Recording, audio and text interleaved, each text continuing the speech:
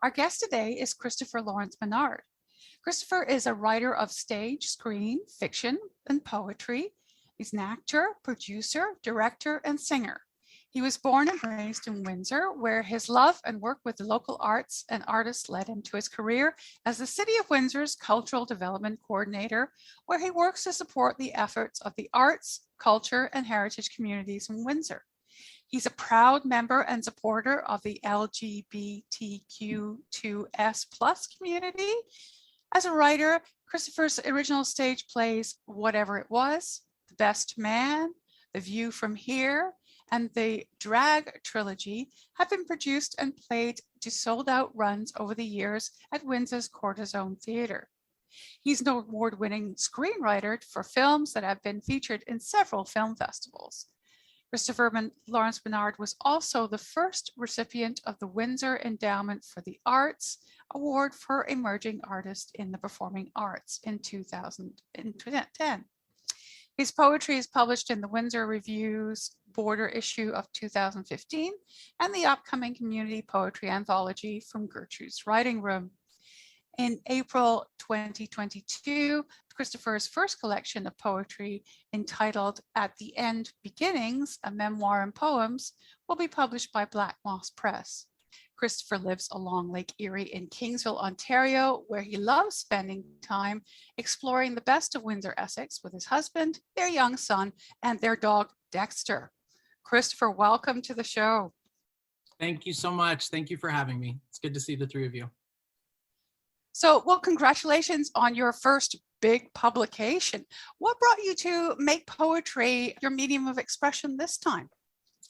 I really felt, as I was going through the experience with my father, of taking care of someone in long-term care, taking care of someone who is dealing with Alzheimer's, dementia, Parkinson's for quite some time.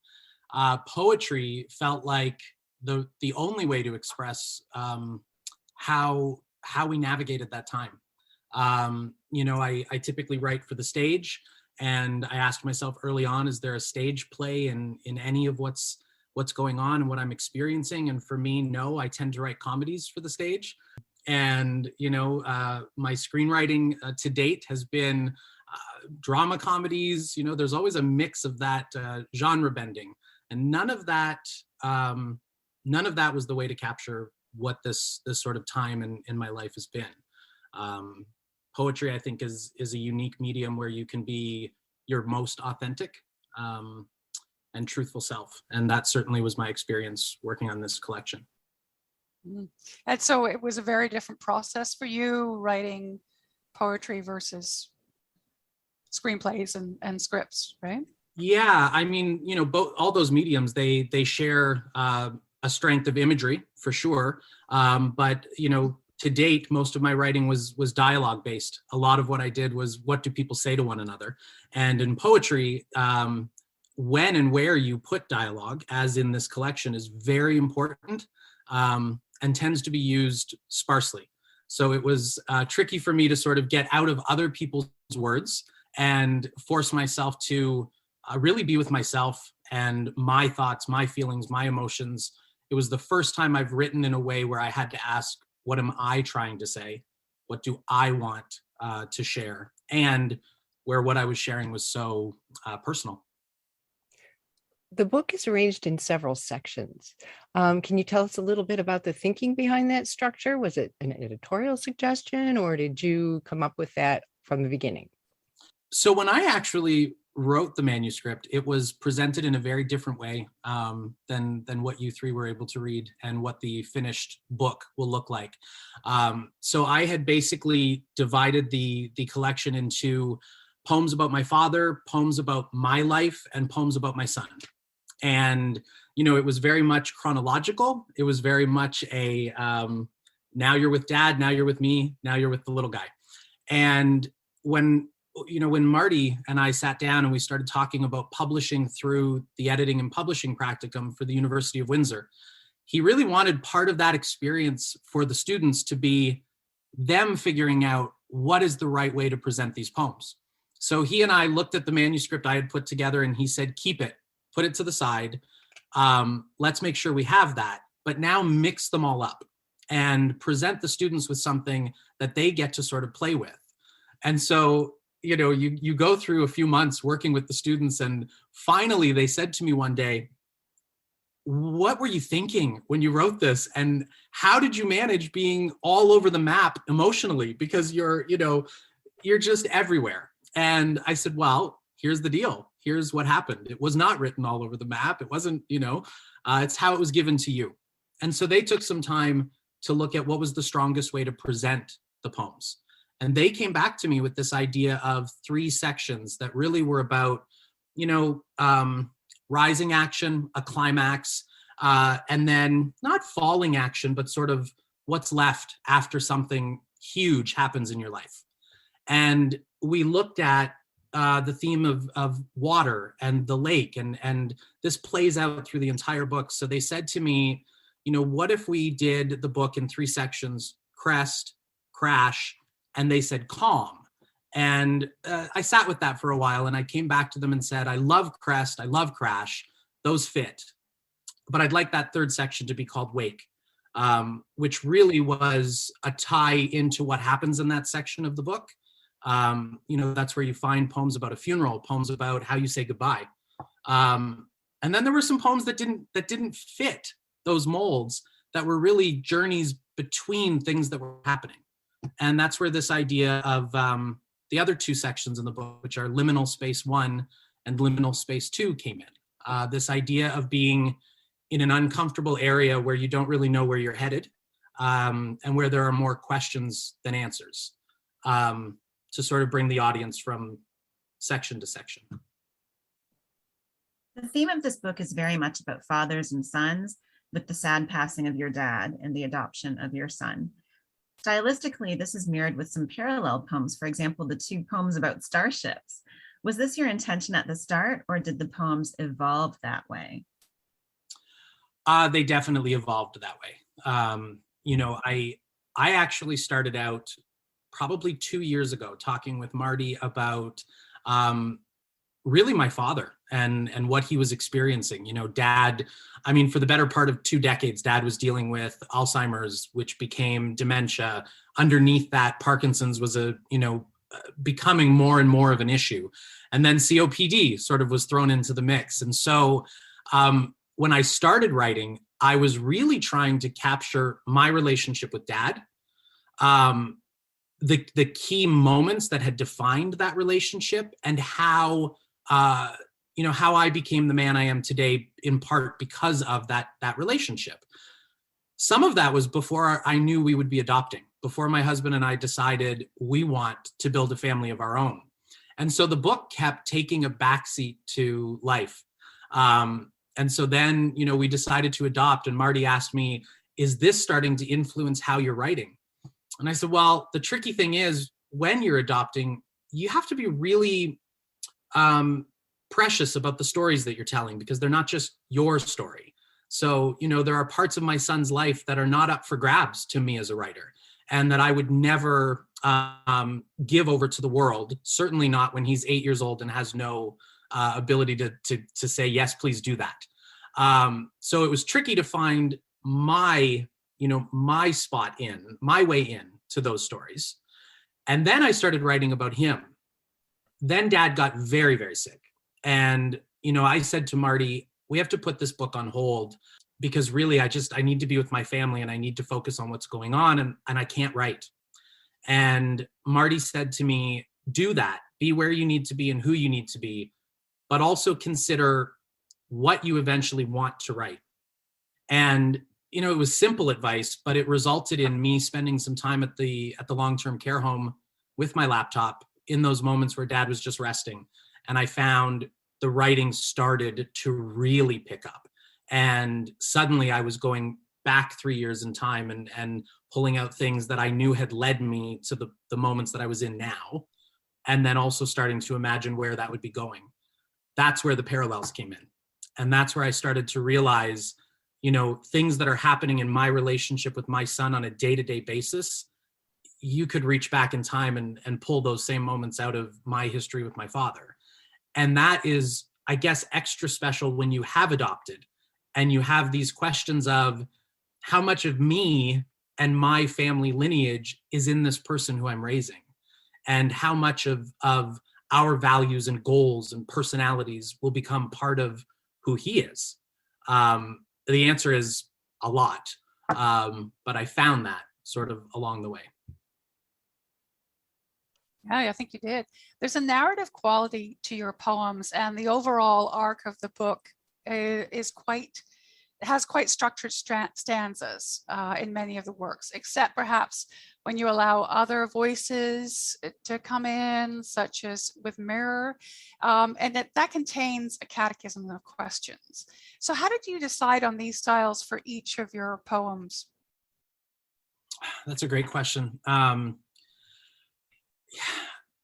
think for the majority of the collection, the speakers that we hear from are me, some a little bit from my father. We get some of his words, and certainly my son's words are in there. The question poems that you mentioned, I think there are key people who became important figures in my world throughout these journeys. When we were adopting, that was our adoption worker. This is the woman who was in our home asking some of the most invasive, important questions that you can ask when you're trying to match a child to the people who are going to care for that child. So there were times in writing the poems where I needed to use her voice. And it was easy for me to go back into those moments because she was such a strong personality. And those questions were defining moments of the journey. Later, we hear from the doctor, the palliative care doctor in the long-term care facility. And again, for me, it became, I think I was so laser focused in those moments on that person, on their voice, what they looked like, how they presented themselves to me. It becomes such a lifeline for you, which is interesting because it's at the moment that you're talking about death. And so they show up through their words. And also, I think there's something clinical about their words that really match. The social worker and the palliative care doctor, they're approaching these types of questions every day as part of their work. And to me, it's the most emotional thing to be asked. To them, it's a list of things that have to be asked in order to understand where we're going. So I wanted to portray to the audience, I wanted the audience to feel like they were being asked those questions and to feel like I'm in this moment of having to be the one to answer. I think that answers it. Yeah, it's interesting you mentioned clinical because I took something else. You mentioned at times in your poetry, your faith, your worship, and rituals. And I'm always looking for this in different works that I work with. Do you think the liturgy informed your rhythms a little bit? Yes, 100%. I grew up in the church, the Catholic Church, Our Lady of the Assumption in Windsor, Ontario. And it's hard for me to talk about that church without just so many positive memories for me from growing up in that church. I was an altar boy. I sang in the choir. I was baptized there. My brothers and sisters were married in that church. It was a big part of my early childhood identity. But when you're growing up LGBTQ and you're on that journey, there's that, you're going to come up against that difference of opinion, difference of belief, that question of where do I fit in the church and do I fit in the church? I think my journey mirrors a lot of people in my situation who maybe step away from the formal parts of Catholic faith, but faith and sort of community and spirituality remains part of who you are. For me, that's certainly been the case. Then when you apply, our modern lens to it, there are historical things from the church that are even more difficult to deal with and troubling to process. I spoke to someone recently and I said, I remember attending events at the waterfront down the road from Assumption Church, sort of up on the hill in the background. And there would be teepees on the waterfront. And my school, St. Francis, would walk down and we would learn from Indigenous artists and Indigenous members of the community. Here's how we make this. Here's what this regalia means. but nobody ever talked about residential schools, and no one ever talked about the history with the church. So, being 41 years old now and having these things come out into the world that so many people have known for so long, and I'm learning about, and my son is learning about in school, that was all swirling for me when I was writing this collection. So there are moments when I think the church shows up in the collection, and there are moments where not liturgy, but sort of tradition, some of the callbacks show up, some of the phrases that you hear regularly at church. There's also one poem where I twisted a bit. There's a poem where I'm talking about marital vows, and in sickness and in health would be earlier on in those vows, but it comes at the end in how it's presented, because I think it becomes the most defining vow for my mother and father. And so, yeah, I mean, I don't know if I rambled and went off on a tangent there, but certainly the church and faith, it's at play in the manuscript. There's a poem called Confessions where I'm flat out addressing what it means to come out with the church as a background to your life, and also some of the struggles I had with some of the religious imagery and the sort of iconic moments from the Bible and different spins that they took on in my world. You mentioned the publishing practicum course at the University of Windsor, that you went through that. And as a screenwriter and a playwright, you're used to collaboration. How was that kind of collaboration a little bit different? And what did you find maybe easy or maybe challenging about working in that setting? Yeah, it's I'm in the midst of it still. So, first semester, the assignment was to read the manuscript, and the students had to sort of decide the order that it would be presented in, and have regular meetings with me about which poems would stay and which ones would go, which is heart-wrenching. And now we're in second semester for them, which is design, layout, cover, the actual publication, and then a launch. So the marketing and promotion of the book. So I'm in the middle of it right now. And I just wanted to sort of say that, because some of what I'm saying, I'm not through the process yet.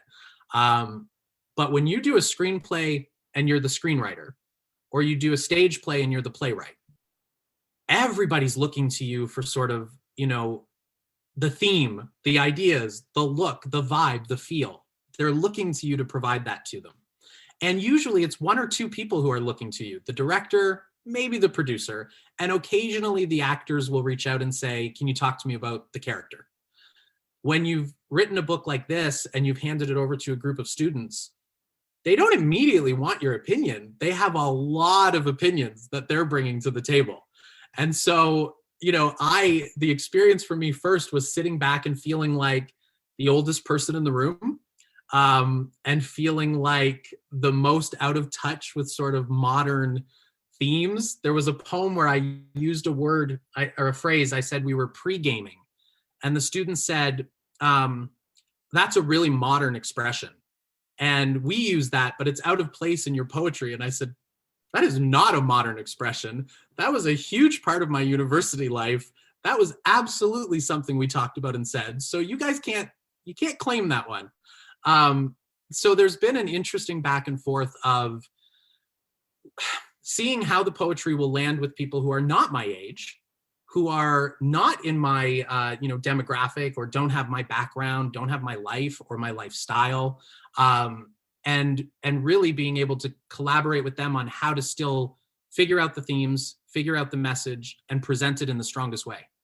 So the Zoom meetings are long, and they're a lot of fun. It's a really giving group, and I think it's a very unique experience that they get through the university. I've watched some of them in semester one work on social media marketing, and they were responsible for putting together promo videos, which have been gorgeous, and I've been so happy with what they've produced. And now in semester two, those same people are swapped to work on an education kit, and they've never done something like that, but they get to. And they get to make press kits, and they get to reach out to venue operators to figure out if there will be an in-person launch, what it might look like. and then they're editing the text, and they're, graphic designing, and like, where else do you do that in one sort of fell swoop and have access to the author to talk to them about, here's the vision, are you with us? So I said to them at the beginning that my goal was that at the end, we feel like we've all carried this book through and that it belongs to all of us and that they have a lot of pride in what it is. And so I try to come from that place all the time. And I think that's allowed us to have a very strong relationship. Wonderful. So you incorporate a number of photos in this book. What was it about the photos that needed to be added to the words? It ties in. So first of all, the easiest answer is I'm in love with those photos. And there is so much of the writing comes from the photographs. So much of how I am inspired to write, and when I travel, I'm constantly looking at things through a camera. Doesn't mean I'm not stopping to enjoy them. It means it's part of how I'm enjoying them. When I wrote some of these poems, photography kept coming up as a theme. The photos themselves are a theme. How they're used to capture memories, how they're used to share a memory with someone who was not part of that initial moment. What importance is placed on photos when we're, at the end of someone's life, and you're starting to put together the photos that you'll share with people so they can learn about that person. And then sitting in rooms and, looking at screens and looking at the wall and being surrounded by memories in photographic form. So because there was that constant theme and influence of taking photos, looking at photos, sharing photos, I wanted to see some photography in the book. And I knew, I had some personal rules about what that would look like. For example, in the same way that I don't feel comfortable sharing certain parts of my son's story, I also don't feel it's my place to share everything about his physical appearance. So, you get a couple snaps of my son with a starship in front of his face, or with, his back to the camera looking out at the lake. And then there was photos of Dad that became really the inspiration for the entire collection. There's a black and white photo of him early on in the book in a workshop in Michigan where he made eyeglasses for most of his life. And my mom, when we were going through photographs, getting ready for the funeral, she pulled that one out, and I said, he's so handsome in this picture. He's so strong in this picture. He's so young. It was the first time I saw a photo of my dad where I didn't immediately associate sickness with him, and where I didn't, for probably 10 minutes, I had these 10 wonderful minutes of not thinking about dementia or Parkinson's or COPD and what they take away from you. And instead, I was seeing so much of me in him. And I was seeing this man who loved his art form, who loved going across the bridge to make the money that was going to support his family, who loved getting home to see them at the end of the day, who loved playing baseball with his friends and coaching Little League, and, these things that were part of my siblings' lives, but weren't as much a part of my life because I was born later for them. And Dad got sick when I was, late teens, was really the stroke that I say the stroke that started it all. So that photograph of him inspired the poem Sightlines. It also became the image that everyone resonated with at my father's funeral. We put that image into Christmas ornaments that my mom gave to my 6 siblings. And it's become this, you can't see it, but I have a wall of photos. It's on that wall, and it's the one that it just immediately takes me to a happy dad place when I see it. So each photo in the book has those kinds of stories, and that's why they're there. But I say why they're there for now, because being in the midst of this, practicum course, who knows if they're going to stay in. But it's, I felt like they needed to be there to sort of give people an extra glimpse in. And you've touched a lot on, the water, the theme of water and the lake. And as with many local writers, local landscapes and landmarks such as Boblo Island and the riverfront, neighborhoods and parks, they all feature in your work. And so much of this has to do with the family stories that you share. But are there other ways that this local landscape informs your writing work? Yeah, I live on the lake, and so, my house isn't exactly on the lake. There's a little roadway next to my house and then sand and the lake. And for me, the students asked me this, what's with the lake? That was one of their first questions before they'd even read all of the poems. What's with the lake? And I said, listen, when you've got a parent in long-term care, or you've got a parent sick and they're still at home, which Dad was for a long time, you find places where you can decompress, recharge, and get ready to go back into the battle you're helping them fight. You do the same thing with adoption.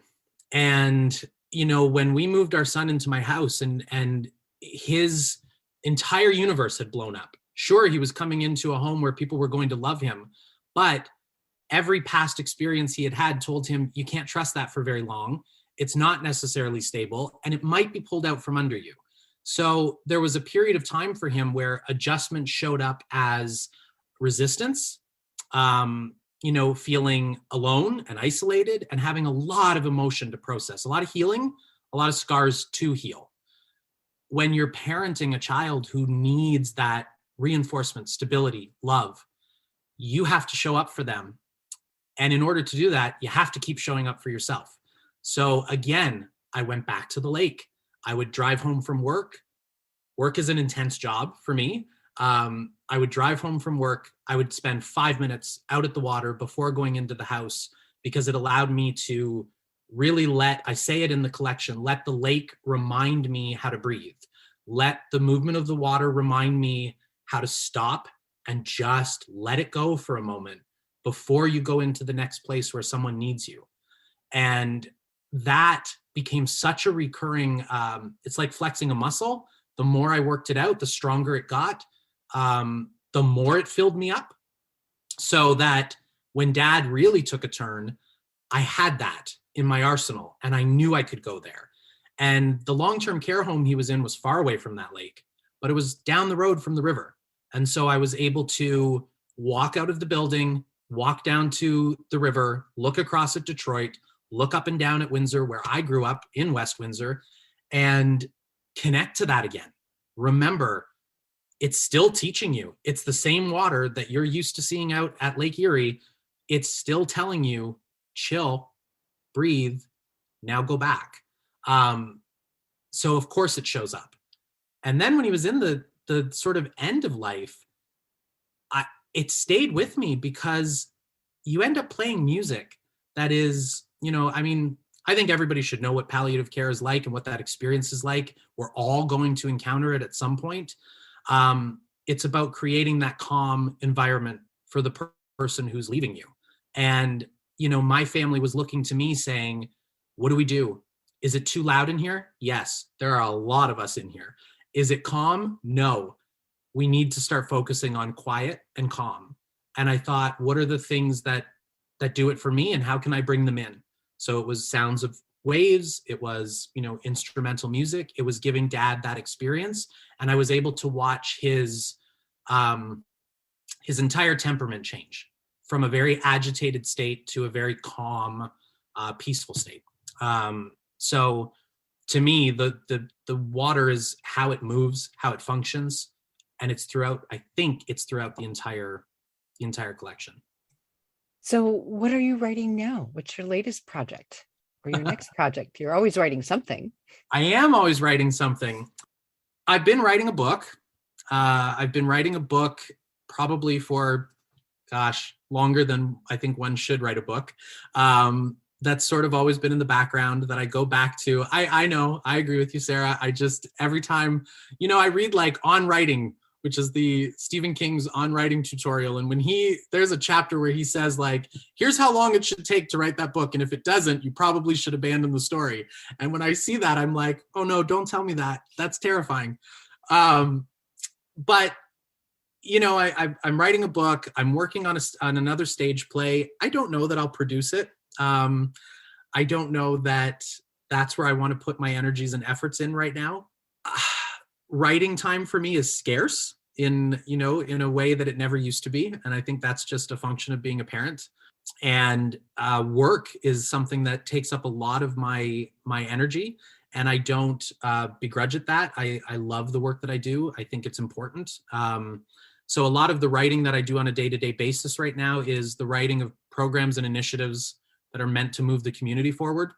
Sometimes I find that in order to get a city council or a group of partners to a place that you want them to be for a program that needs to go forward, you got a lot of writing to do, whether it's emails, program drafts, consultation documents, or just dreaming big. So a lot of my writing is that right now. And when it's not that, it's a book. And the book is about family, and the book is about love. It's about the same themes that you can pull out of the poetry collection. I'm asked frequently, you mentioned when you were introducing me with that very flattering bio, you mentioned the stage plays that I've done. And there was a trilogy that I did called the DRAG Trilogy. It's a comedy. It's a comedy drama. It's about a family and, a brother who dresses up in drag to try to help his other brother get over the loss of his wife. And he dresses up in drag and his brother falls in love with him. And, the brother in drag is left with this question of, well, do I just keep pretending so that I can help my brother get back out there in the world and get over this hump? Or do I tell him it's me? And this, seed of a comic idea became this 3-part family story that local audiences were the most generous, amazing people with. They sold it out. And every time I walk into the theater now, or I see someone, they don't ask me about Sweeney Todd or Into the Woods or the roles that I've played. They say, when are you writing the next drag show? And I tell them, the last drag show was in 2012. What do you possibly need to know about these people? So I kick it around. A good friend of mine is Dan McDonald, and he was one of the leads in the show. And he just blossomed as a performer and stole the show. So much so that in the 3rd installment, I really gave him the end of the show to have it be, his moment. And I sometimes think about his character and, what happened to her and where she might go. And so every once in a while, I revisit them and the dialogue comes back and I start to have that kind of fun. I know my dad would love it. He was there for all of those shows, front row cheering. And I know my son, would see that the seeds of our journey to him, our decision to adopt, really came from writing a play about, a gay couple who had an adopted son who was just part of the show, one of the characters. And I really sort of found what it was that I was looking for from fatherhood through that story. That DRAG trilogy was my favorite. So wonderful. Thank you. It was a lot of fun. Yeah. So would you like to read some of your work for our listeners? I would. Yeah, I would. What I will say is, and it's not a disclaimer, I'm a performer, but man, when you perform, you spend months learning someone else's words and, cycling them through it, filtering them through a character. And one of the things that I've been realizing lately is when this book launches, I'm going to have to share pieces of it. And they're my words. And, I don't get to put a character on to do that. So this will be the first reading from this collection. So I wanted to start with the first poem in the collection, which is Careful Not to Bend. My goal in writing it was to establish the relationship between my father and I, and also start to set some of the themes for the collection. Careful not to bend. My childhood home is filled with paper people. I cut them out of the pages of magazines, from cereal boxes and playing cards, off cardboard cases that hold new toys, gather them together in a box. I leave near the dining room table, spread them out around me, dream up stories of their worlds as I play on my own, forget to gather them when the sun sets, to store them safely away. Sometimes the wind blows in through the open door off the kitchen, through the window near the china cabinet. The paper people slide across the table to the floor, to the corners of the room and the shelves nearby, through the holes in the grates to the basement below. My friends go missing until I form a search party and bring them back. I'm teased by my family, by my brothers and sisters, by my father who does not understand what causes his son to choose paper over plastic, to endlessly babble make-believe histories. I am encouraged by my mother, who knows what these paper people mean to me. Then one night and one storm, wind strong and fierce, I leave my bed to go downstairs, stop on the last step, see him there. My father on his knees in the moonlight, my box of paper people beside him. He gathers up the characters the wind has scattered, pauses to examine each one before he moves them to safety, careful not to bend. So part of the adoption journey for my husband and I was a series of visits. We had the opportunity after, meeting our son on paper. We met him on, I write about this in the collection. We met him on paper first. You hear about this amazing person, through a bullet point list of things that they've experienced. And when we told our worker, we want to proceed, we want to move forward, we're ready, we got to meet him. And because he had been, with a foster family for quite some time, this was not going to be a case of, meet your dads, meet your son, go on, good luck. This was going to be a case of visits over a period of time so that we all had an opportunity to get comfortable with each other and so that he felt safe. And it started out as such a beautiful thing. It was a beautiful thing from start to finish.